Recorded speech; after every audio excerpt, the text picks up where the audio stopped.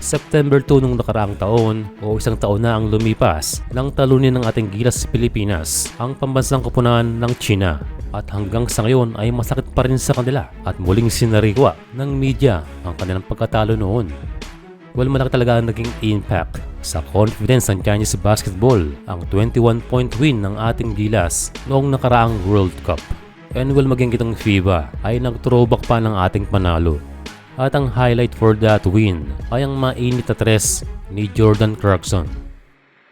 Well, pinatunayan lamang ni JC ang kanyang pagiging NBA caliber at literal na on fire itong ating kababayan that time. And at the same time ay nakita natin ang value ng tres kung gaano ito kaimportante sa ating mga panalo. Well, we can say na malakas talaga itong lineup natin noong World Cup. Kita na kahit walang Kai Sotto sa loob ay solid ang ating 16 Twin Tower nila AJ Edu at Junmar Fajardo. Well, in my opinion lang, ang kulang lamang sa team na yan ay ang team play or teamwork. Kung naging mas solid, ay posibleng hindi lamang China ang ating tinalo. But again, that is history. And sa ngayon, ang kulang na lamang sa Team Cone ay makompleto ang roster. And sana ngayon makita natin muli ang pagsasama nila Fajardo, Soto at Edu. Nasa Japan na ngayon itong sila Kai at AJ at patuloy ang pag-build ng chemistry sa kanilang mga bagong teams. And again, para sa Team China, ang malaking bagay ay nawala ang kanilang tsansang makapasok sa Paris Olympics.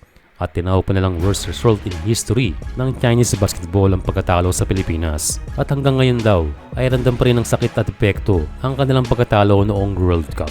And para patunayan na kayang bumangon ang kanilang national team, kahapon anniversary ng pagkatalo nila sa Gilas ay in-announce na ang kanilang latest roster para sa next competition at ito ay sa November.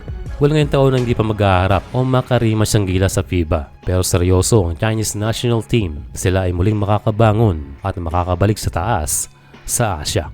Well, isang good move para sa kanila dahil mas maagang mag-prepare ay mas maganda ang magiging resulta. Pero ang katotohanan din naman ay hindi naman completely humina ang kanilang team. Pero sadyang lumakas talaga ang mga koponan sa Asia. At ang magandang balita para sa China ngayon ay inaasahan ng pipirma ng two-way deal sa Brooklyn Nets ang kanilang youth player na si Youngsi Kui, isang 6'8 na shooting guard na nagpa-impress sa NBA Summer League, sa G-League pre-draft workout at sa kanilang liga na CBA. Dahil para sa ating Gilas Pilipinas ay expected na mas mahabang preparasyon kumpara noong FIBA o QT.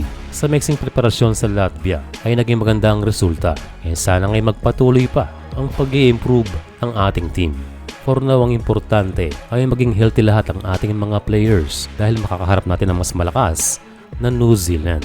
And again for Gilas, I expected din na same pool of players ang gagamitin ni Coach Tim Cone.